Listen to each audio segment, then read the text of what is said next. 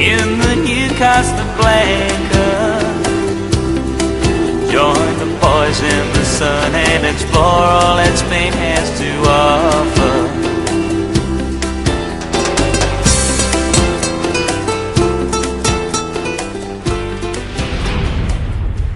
When people come to Spain, they see these, and often they have a bit of a laugh with them. But you see, there is history in these. A baron, as in the baron drum, right? They used to be made out of leather, which gave the wine a special flavour. It would go on the side of your horse. You'd carry it out into the desert lands. It would keep the wine cool. And when you pour a glass of something, you tend to think, well, I'll finish the glass. With this, you just have a mouthful. Keeps you going, you see, in arid times. Of course, it takes a certain amount of expertise. Are you ready for this? Right.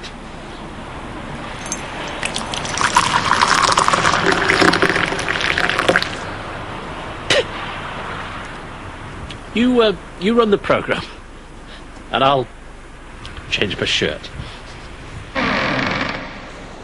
6.5 kilometres of golden sand, Spain's tourist capital, and dozens of skyscrapers. It could only be Benidorm.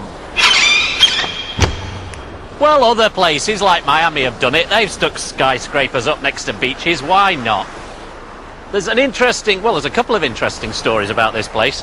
Benidorm, we know that Beni in Arabic is son of. It's a sort of Darren, son of Darren, who came and set up that. No, you imagine an Arab called Darren. All right, Daz. Hey, not so bad, pal. Just going to conquer Spain, right? Oh, Daz. Anyway, it became Benidorm. Interestingly, and it does test the imagination, about the time I was born, this was a tiny little fishing village. Changed a bit since then, but there's a sort of tradition in Spain that a father gives his first son the good growing land, the agricultural land, as an inheritance. And then as he has more sons, those sons inherit land closer and closer and closer to the sea. So the last son inherited the beach, more or less. And it was a bit of an insult. But they had the last laugh here because those sons are now mega rich because they sold their land for tourism. Now, another good story. There's a mountain just outside Benidorm. In fact, we saw it on the way here. It has a bit cut out. Now, the story is that there was this giant who lived a lonely life. I don't know his name, but for some reason I'm going to call him Darren.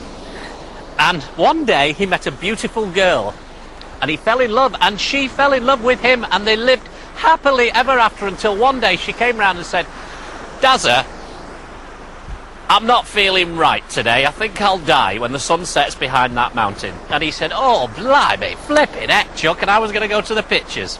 Anyway, as the sun started to set behind the mountain, he wanted her to live a few moments longer. So he ripped that chunk of mountain out and threw it into the sea. There it is!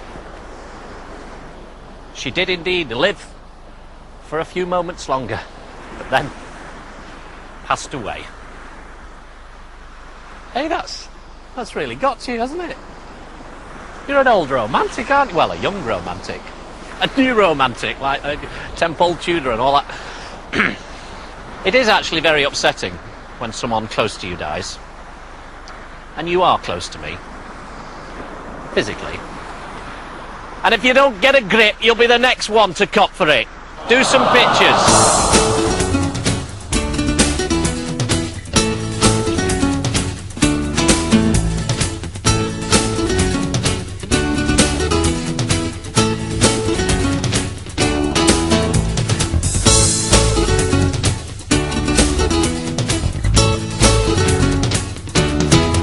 But even in Benidorm, you can find some history. Look on top of yonder hill, a lookout tower. ready to spot the pirate attacks. In fact, up until 1812, this place had a fort, but the English and the French blew it to bits, so it's no longer there. 100 years ago, an entrepreneur put on a daily stagecoach to bring tourists into the area, but nobody wanted to come. The German SS during the Second World War took their rest and relaxation here. Amazing, but true. And only 30 years ago, Rose Macaulay, writing about this place, said, "It's a tiny village packed round its beautiful domed church on a rocky outcrop." That's the rocky outcrop, and that's the new Benidorm behind it. I think it's fair to say it's had a bit of a shake-up. Shake-up cocktails!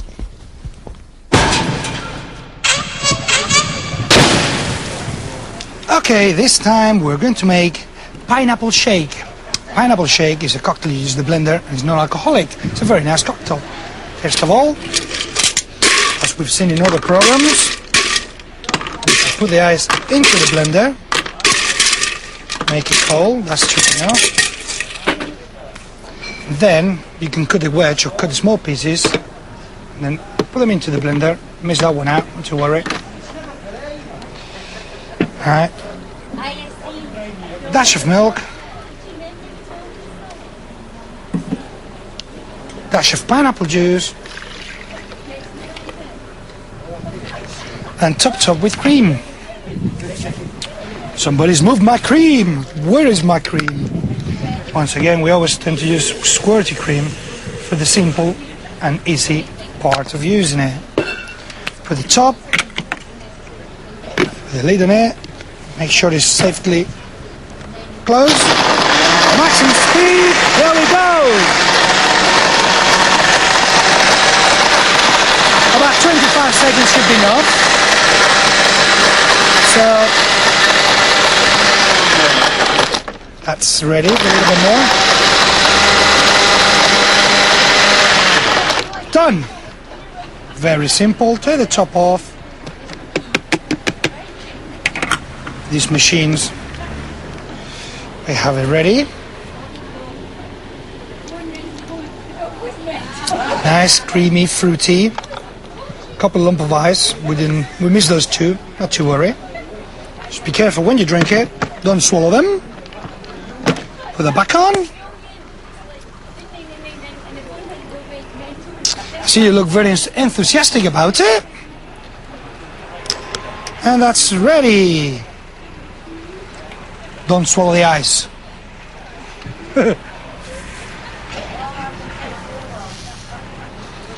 Well, I expect at least 9.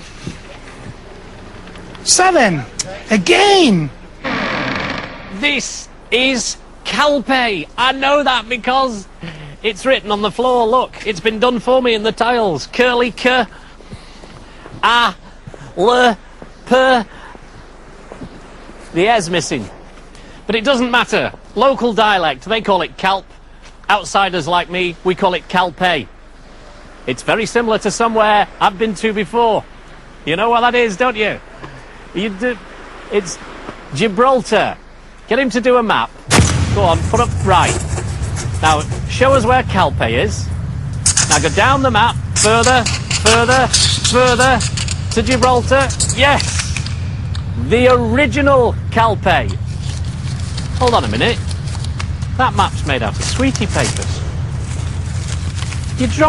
You're eating sweets whilst you're doing the graphics. And there's another thing.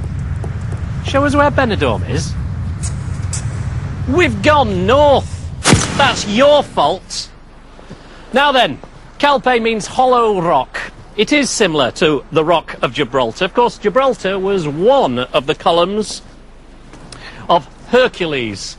And Hercules put a message around the columns in an S shape that said, "Do not go beyond here." That S, with the column going through the middle, became the symbol for the United States dollar. Ha! I'll bet you didn't. You not only knew you had a dollar with you. Right, okay then. Phoenicians, they settled there. So did the Iberians, of course. They traded in salted fish. When the Romans came, they'd have done a bit of business with them, after beating them about the head a bit, of course.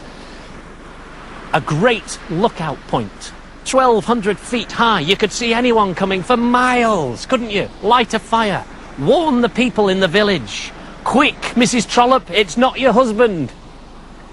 It's all right, you don't understand. It's something I used to do with the other one. Nowadays, this is the symbol for the entire Costa Blanca. Solid as a rock, shining in the sun. Brilliant. It's a bit like me. Now, see if you can do end of part with sweetie wrappers. I like to set a challenge.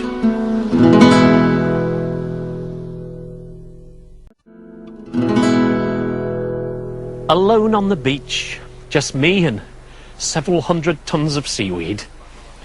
Swept in by the storm, but soon to be swept away again so that people can enjoy their hulls. Look, they have little round furry bits. Aren't they cute? They're a bit like tennis balls. Have you noticed how the rock is completely different from this side? Bizarre, but it does remind me of Gibraltar. And I remember well being frightened there. What? What do you mean I wouldn't like it? Don't be daft. We've been to all sorts of places together. Some of them good, some of them bad. Of course I'd like it. Love on the rock.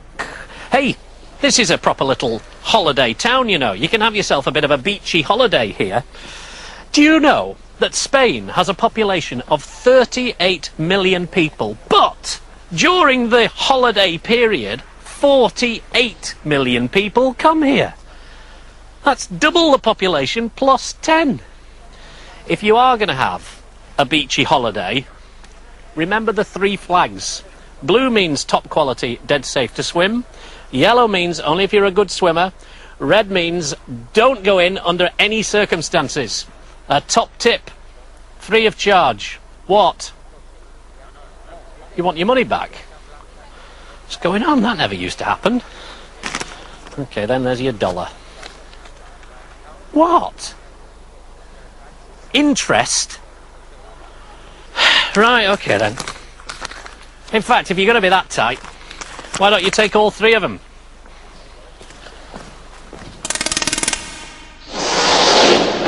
Tying in beautifully the first of our 5 words, money. Dinero. Dinero. Dinero. Is that just like a general word for money? Yeah, like money is. Okay, fine. Far. Lejos. Lejos. Lejos. Okay. And near? Cerca. Say it again. Cerca. Cerca. Cerca. Cerca. Cerca. Okay. And travel? Viajar. Viajar. Viajar. Viajar. Viajar. Some of it sounds very African. Is there a lot of Arabic in the Spanish, you know, because they were here for so long? Some. Just a little bit. But there is some. Okay. And bank is the final one. Banco. Banco. So we've finally got our direction correct, have we? We are heading south, yes? Jolly good. Hey, Altea. Mwah! Beautiful place, this.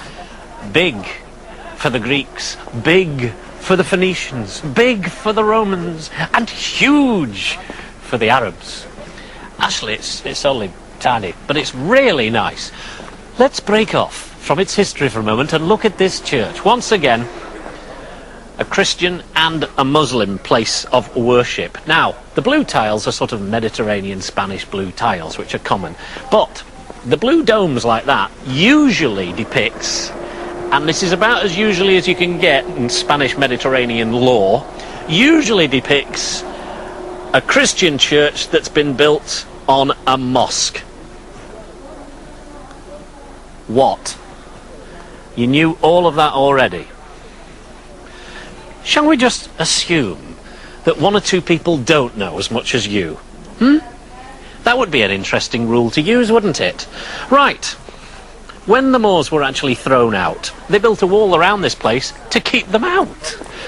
Philip II realised that the people here were having a bit of a hard time from pirates, so he built a whole series of towers down the coast, watchtowers. He also started work on a fort, but getting the materials to the fort was a bit tricky, so he he gave up on it. Now, the Spanish War of Secession, which was at the beginning of the 1700s, Archduke Charles of Austria comes to Spain to take his rightful place on the throne, as he believes. And he brings his armada, and where does he sail them into? Yes, Altea Harbour, he did. From here, he set forth attacking Spain and took Valencia. These days, it's a little more peaceful. It's full of artists, like myself, don't say the obvious, who enjoy the atmosphere and the beauty of it. They say it's kissed by whitewash.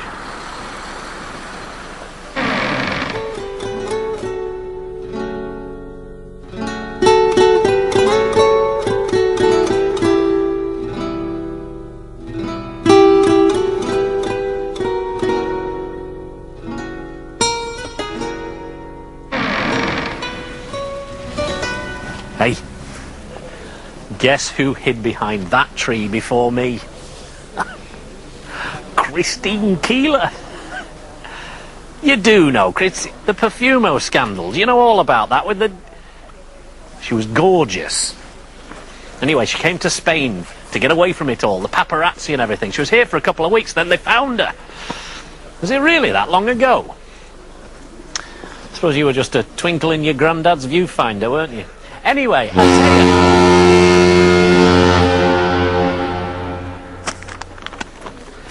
Another one of these stupid top tip things. I wanted to go on all about Altea. Look here, tatty features. I do the top tips, not you. Stop sneaking them in as per part one. What's he sent this by, eh? Cable.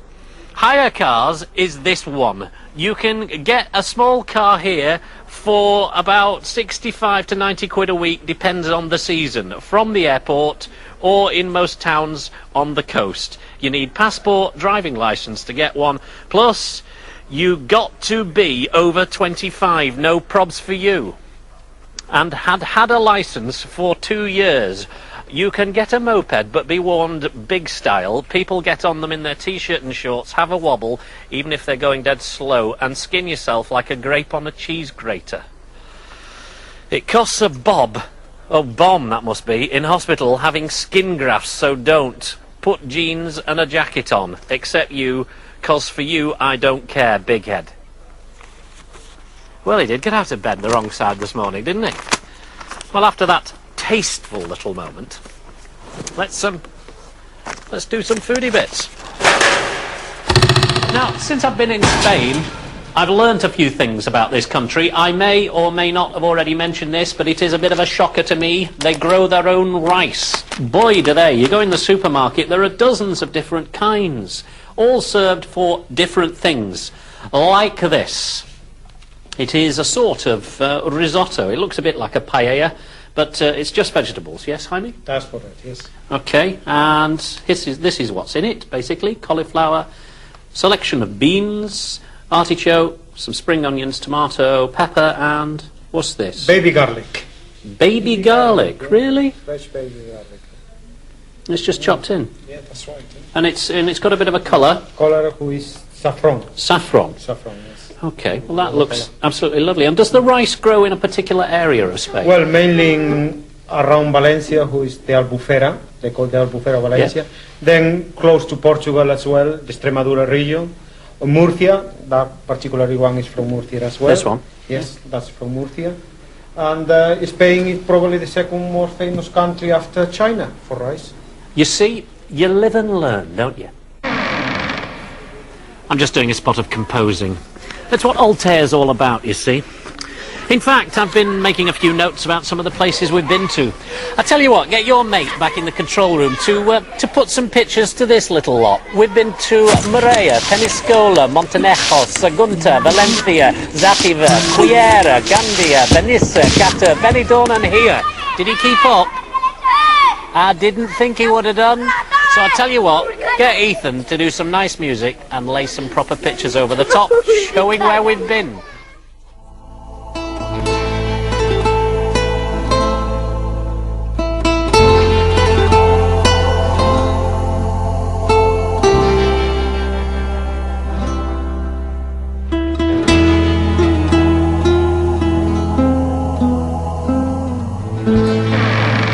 we've been talking to Brits out here during this series, we've generally been talking to people who are getting on in the years, I think it's fair to say. But of course, some Brits come over here and bring children with them. Simone Atkinson came out when you were 6 years old, Yeah. from Exeter. Yeah. And am I right in saying you didn't speak a word of Spanish? Not a word. So one day, you were taken to school, a Spanish school, put inside, the gate closed, because they do lock the gate here, Yeah, don't they? they do. And you had to fend for yourself. Absolutely. What was Yeah. that like? Oh, for the first 2 or 3 months, I did sign languages with the rest of the kids because I couldn't communicate with them. But I was learning with the rest of them to read, to write. So, at the end of the day, bit by bit, I got better and better. And now I speak fluent Spanish, so I don't give it another thought. So your mates at school, because some of them are English like you as Yeah. well, aren't they? But Yeah. do you speak English to them, or do you speak Spanish to them? Well, if we're in a group with other Spanish people, we tend to speak in Spanish so they can understand, so they don't feel left out. But if there's just the two of us in just the two of us together, we just speak in English. So we vary, really. Do you study English at school? Yes, I do. So that must be nice. Oh yes, top grades. Absolutely. And you're now, because the schooling is different, Yes. you're now ready to go on to your A's. You don't do a sort of GCSE equivalent, do you? No, we just do some special exams just before we go into university. That's all. The rest of the years are just normal exams, week after week. Just to see if you pass a subject. It's no special thing.